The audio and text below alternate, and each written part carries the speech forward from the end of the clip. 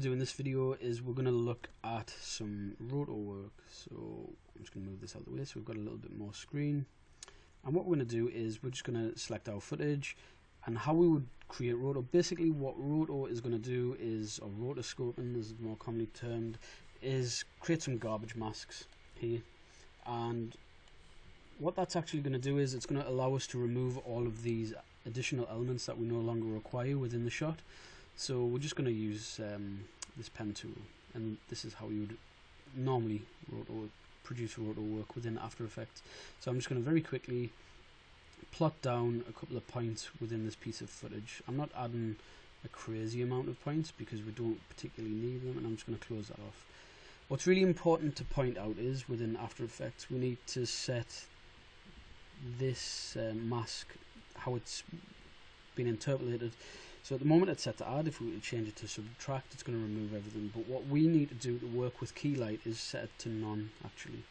And then within Keylight we need to specify which mask that we're currently using, in this case mask 1. And we'll have to make sure that it's set to invert, because if it's not set to invert it won't remove the external bits and pieces that we no longer require. So I'm just going to turn that off, and I'm actually, what I'll do is I'll set it to invert and I'll turn it off, because what I want to do is I want to see what I'm trying to remove. So what I'm going to do is I'm just going to change back to this little arrow tool here, and I'm going to plot down a keyframe, and what I'm going to do, shift command left arrow, and you can see there I'm going through the timeline, and what I want to do is I want to see where there's any major kind of movements. I'm going to hit I on the keyboard and that will bring us to the end point. What I'm going to do is I'm just going to grab this edge here just to kind of make sure that I'm keeping all of this character within the entirety of the shot. I'm going to hit K on the keyboard to toggle between the keyframes as well. And if I hit command shift right arrow, you can see I can now go through this comp like this. So what we're doing is we're just grabbing these elements, just trying to make sure that this actress remains in shot all the time. Obviously there, let's crop the arm out, so we might need to pull out this. Let's just zoom in, and let's just hit command left arrow now, just to make sure that we are getting all of this character in at all times. Just hit key on the keyboard and minus on the keyboard to zoom out. And I'm just going to grab these bits as well, just to make sure that we've got everything in. Hit command shift left arrow, and just make sure that we're getting her in. And just pull this a touch. And let's just make sure that we're getting everything in that we need. Okay, so what we're doing is just making sure that everything is in. Let's just grab this just in case she rocks back a bit, and we might need to add a few more keyframes towards the end. Let's just plot a keyframe there, move forward 5 frames, 1, 2, 3, 4, 5. I just want to grab these, I don't want to grab the whole section. There we go, so just grabbing these. Let's go forward, and this is where there'll be quite a bit of work, well not a massive amount of work, but we will have to tweak this mask a little bit more. So let's just grab these points and pull these out over here. So this is just a very basic kind of garbage mask. There's other different types of roto which we'll look at in a second, where let's hit O on the keyboard and that'll take us to the out point. So I'm pretty happy with that. So right, now let's set this to outside mask, mask 1. So we've removed everything that we don't want. And if you remember what we were talking about before was, let's just very quickly, I'm going to create a new layer for the background, command Y, doesn't matter what color it is. And what I'm going to do is I'm going to drop that behind, and I'm going to type into the effects, let's just drag this out, checkerboard. And I'm just going to apply a checkerboard to this backplate so we can see any areas. It's quite useful as a tool to look at, to see any parts that are within the key that are giving us any issues. So there we need to look at tidying up the feet and that problem area that I was speaking about earlier, where I think it was about here, 220, what was it, 120, there's a point within here. There we go. If we go back there, you can see where the phone's looking nearer towards the screen and it goes invisible. So what we need to do is we need to remove, I'm just going to turn off that Keylight effect. We need to now rotor around this mobile phone, and what we'll do in this case is set it to add. So I'll hit M on the keyboard and it brings up this mask path, and you can rename it. So this is going to be garbage. So just by double tapping on it, it allows us to rename it. I'm just going to hit spacebar on the keyboard, and then I'm going to draw a new mask on this mobile phone. So I'm just going to select just a very, it's square, that'll be fine, nothing crazy. And again, I'm going to set this mask to none.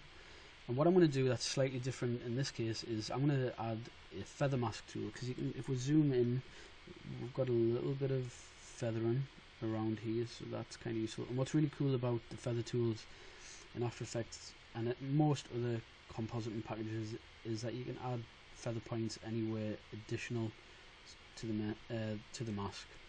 So we probably could get away with just having one feather point, but yeah, we'll add a few in there just to help us out a bit.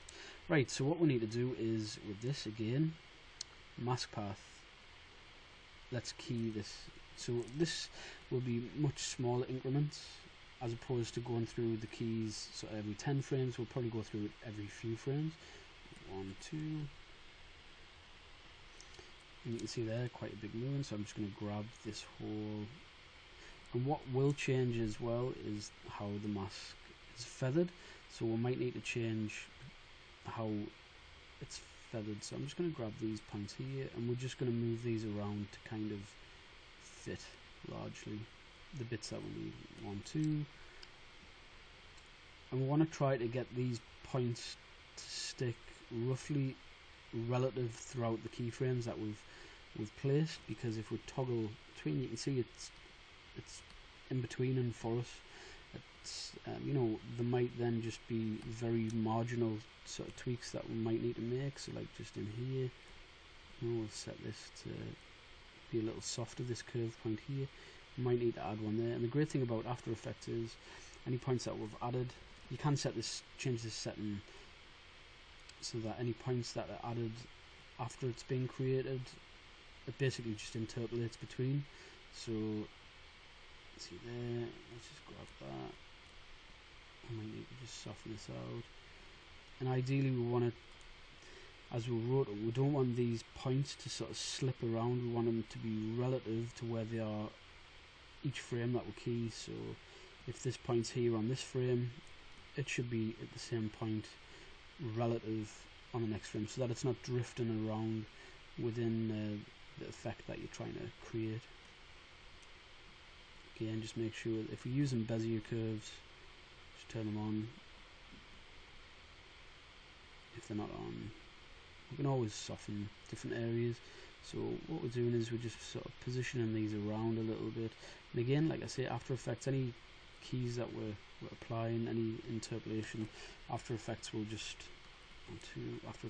sort of do it for us. So I'm just going to double tap this and rotate and pull it down.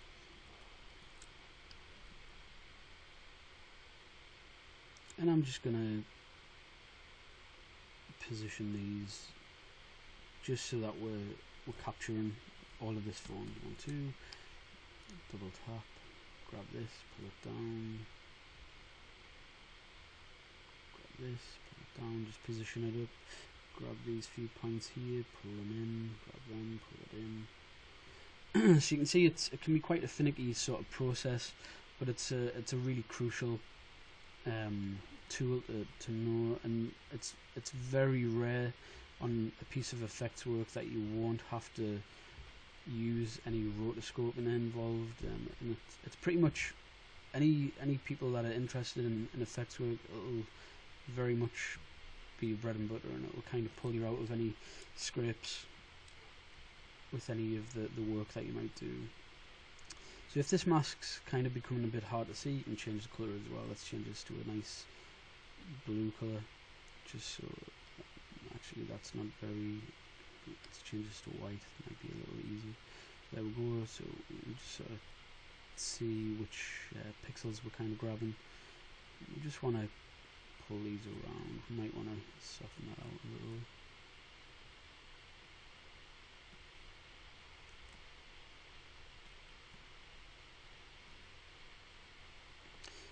One, two, and this is where we'll probably won't be needing this, because let's just double check this. Yeah, because we're now starting to get to black, and then the handset is kind of within the alpha anyway on this particular frame, so we just need to key up to here. So let's just kind of grab these points here, pull these there, pull that there.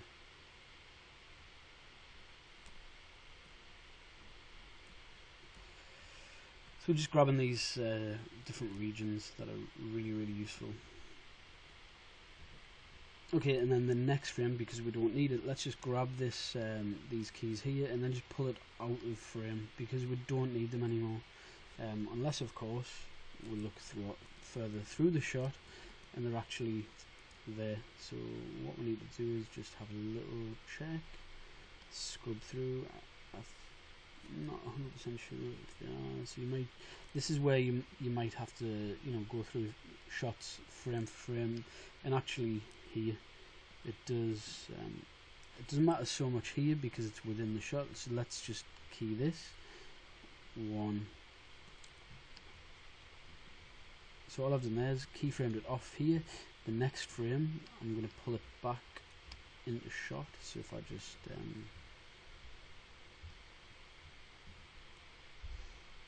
so grab this mask and let's just pull this back up, and I'm just going to double tap and scale it up so it's a little easier for me to see. Grab that manipulator by accident.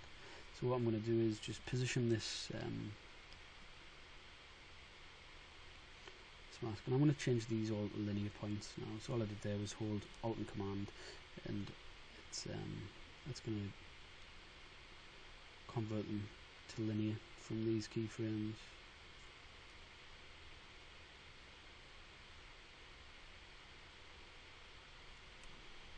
I'm going to select all these points and just soften them out a little bit. Any of the points that we kind of need.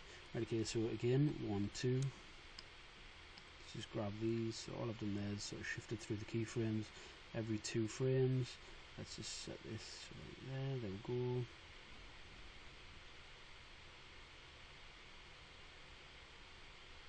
Okay, grab these. Go forward 2 frames. There we go.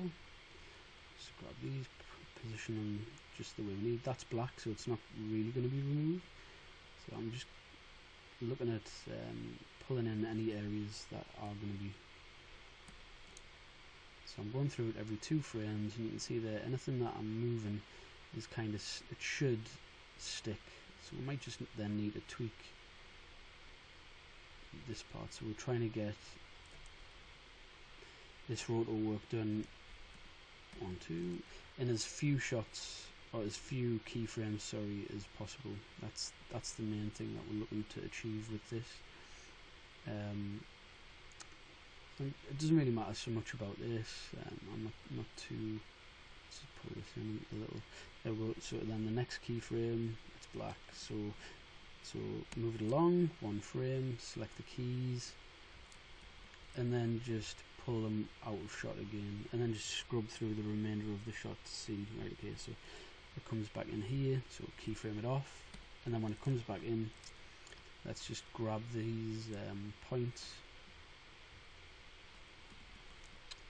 and then let's just set these all to linear again, just purely for ease of positioning them, and let's just position them roughly where they need to be.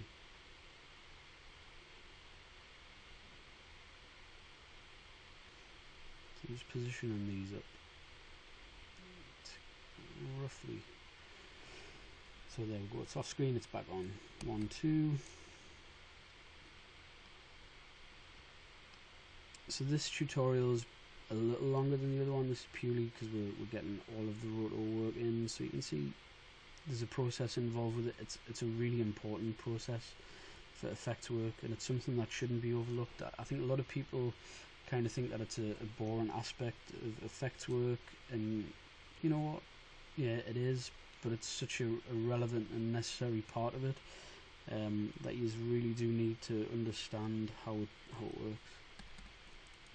I'm just going to hit J on the keyboard for the previous keyframe, K on the keyboard for the last keyframe, double tap by 2, and then I'm just going to grab these points and just position them down. Again, we just want to make sure that we've got everything within this sort of mask here.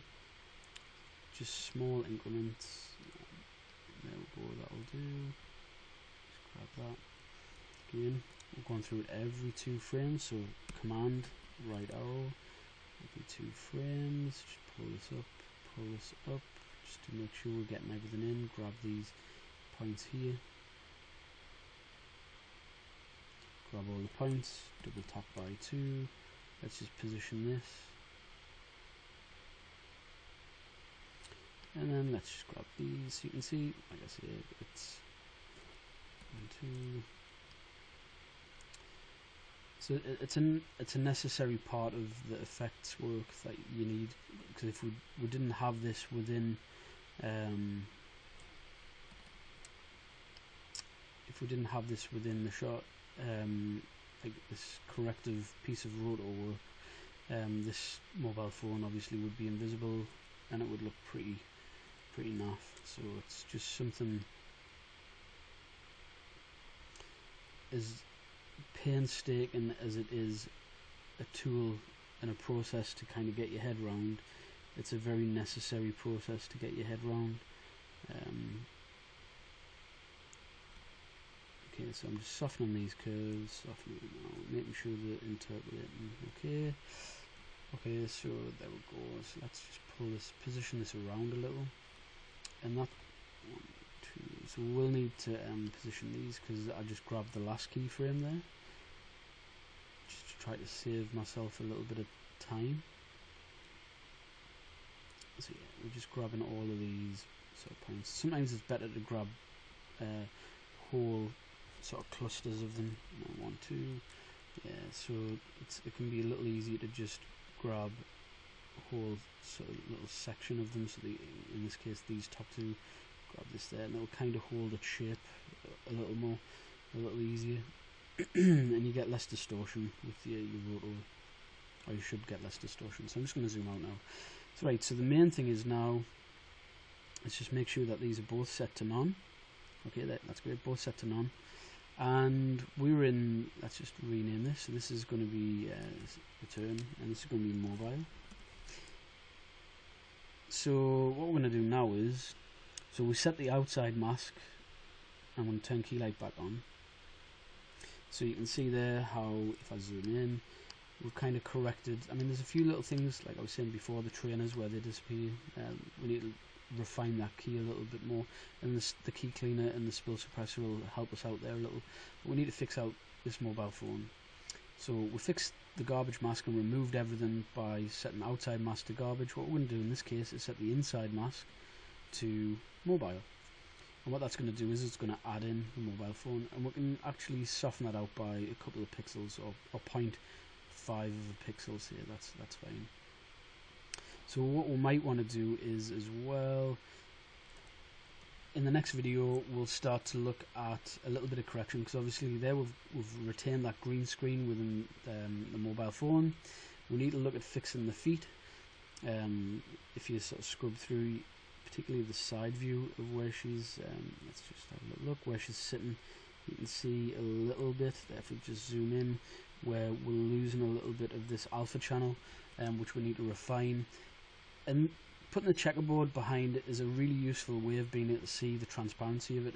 You know, if I turn that off, sometimes it's kind of hard to see. Alright, okay, I'm looking at an alpha channel, but putting it into context and seeing it in front of something is a lot more helpful. So in the next video we'll look at correcting that key. We'll look at key cleaner, adding advanced spill suppressor, and light wrapping.